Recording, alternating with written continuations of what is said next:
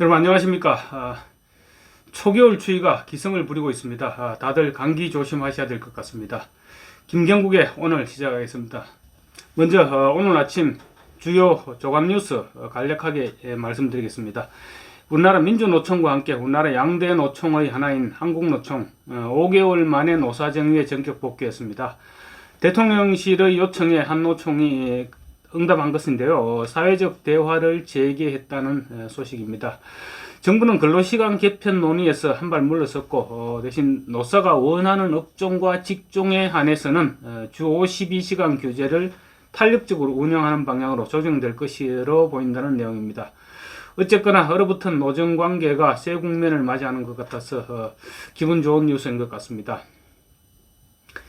다음으로 이재명 대표의 위정교사 혐의를 대장동, 백현동 재판과 분리해서 별도로 재판키로 했다. 이 뉴스가 올라와 있습니다. 대장동, 백현동 특혜 의혹 등과 지금까지는 병합 여부가 쟁점이었죠. 만약에 대장동 특혜 의혹과 위정교사 혐의 이 재판을 병합할 경우에 질질 시간 끌기가 돼서 사실 내년 총선은 고사하고 다음 대선까지도 1심 선고가 판결될지 안 될지 이런 그런 우려가 있었던 사안입니다. 그래서 이번에 이제 서울중앙지법 34부 형사 33부가 위정교사 혐의를 별도 혐의로 재판키로 함에 따라서 총선 전 과연 위정교사 혐의에 대한 1심 선고가 이루어질 것이냐, 이 관련 이 부분이 지금 굉장히 관심거리로 부각됐습니다. 근데 오늘 아침 조간뉴스에는 이 전망과 관련해서는 가능하다, 또 물리적으로 불가능하다, 이런 전망이 엇갈렸습니다. 그리고 국민의힘 이뇨한 혁신위원장이 국민의힘 지도부와 윤석열 대통령의 핵심 측근들, 그리고 영남 중진 의원들에 대한 험지 출마를 요구해왔죠. 희생을 요구했는데 희생이 지금 일단은 당사자들한테는 무시당하는, 묵살당하고 있는 그런 국면입니다. 그래서 이뇨한 혁신위원장 지금 많이 칼을 갈고 있는 것 같습니다. 중진 그리고 친윤 의원들이 희생하지 않으면 혁신위를 해산하고 떠나버릴 수도 있다, 이렇게 압박하고 나섰습니다. 다음으로는 KBS 박민 사장 출근 첫날부터 대대적인 인사로 과감한 프로그램 개편이 잇따르고 있다는 뉴스입니다. 좌편향 프로그램을 전격 폐지하고 좌편향 진행자를 퇴출시키는 그런 내용들이 핵심인 것 같습니다. KBS가 이제 제대로 자리를 잡을지 지켜봐야 될 것 같습니다. 이상 간추린 조간 뉴스였습니다. 중국 홍보업체가 국내 가짜 언론사 사이트를 만들어서 허위 정보로 뉴스를 속여서 국내 여론을 교란하다가 국정원에 적발됐습니다. 미국 등 서방 국가들을 상대로 한 가짜 뉴스, 가짜 언론사 개설, 이런 사례는 지금까지 좀 보도된 적이 있지만은 한국을 대상으로 한 활동이 확인된 것은 이번이 처음이라는 점에서 주목되고 있습니다.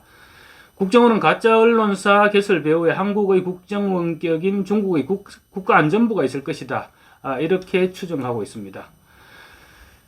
중국이나 미국, 중국이나 일본들과 관련 민감한 외교 이슈, 그리고 후쿠시마 오염수나 주한미군 관련 등 이슈가 있을 때 집중적으로 중국 홍보기사나 반일, 반미기사 등을 유포해서 여론을 교란하고 여론을 조작하는 그런 활동을 해왔던 것입니다.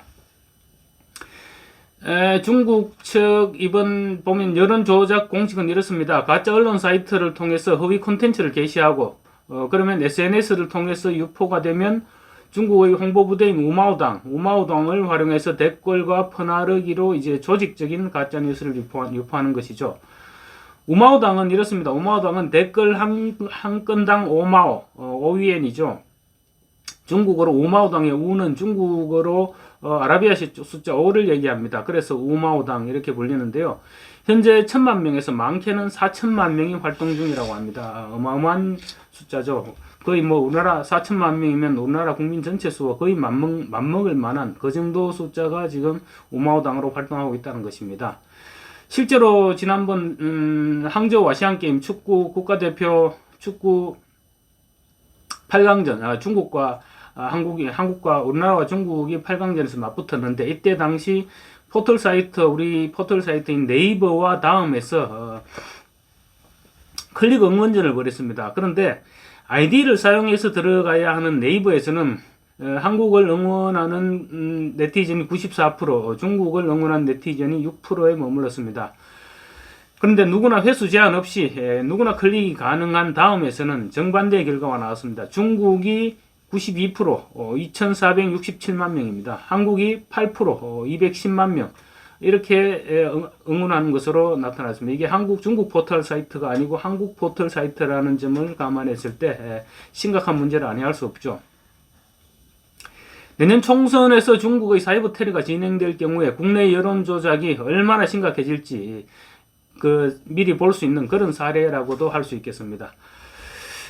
이번에 적발된 한국 언론사로 위장한 가짜 언론사 사이트는 중국의 언론 홍보업체 3곳에서 개설한 38곳입니다. 38곳의 가짜 언론사가 이번에 적발되었습니다. 이 사이트들의 서버는 중국 등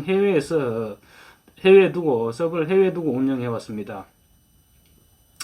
언론사 명칭이나 도메인도 실제 우리 지역 언론사와 거의 유사하게 만들었습니다. 예를 들면 이렇습니다.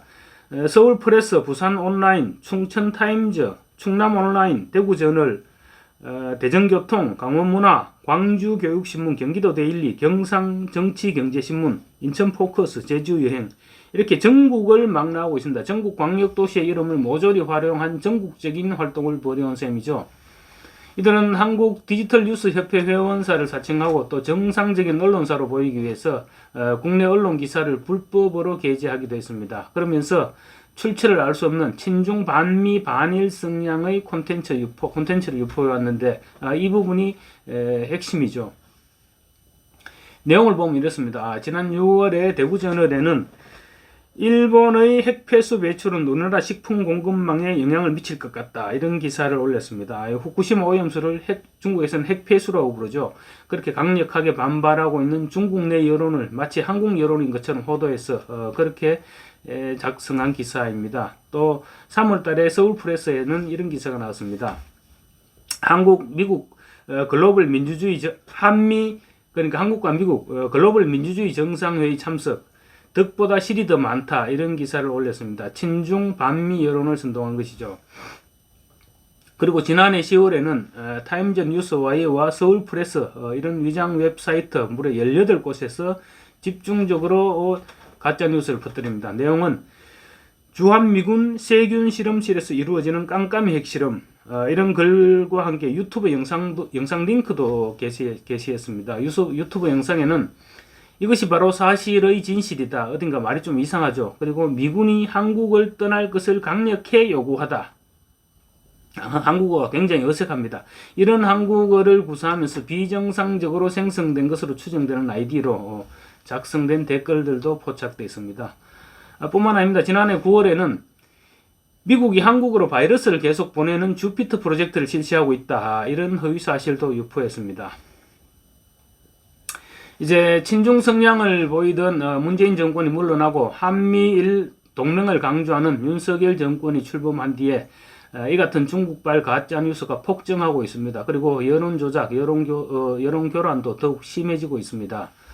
중국 홍보업체가 위장 언론 사이트를 활용해서 여론교란 활동을 벌인 정황이 확인된 것은 이번이 처음은 아닙니다.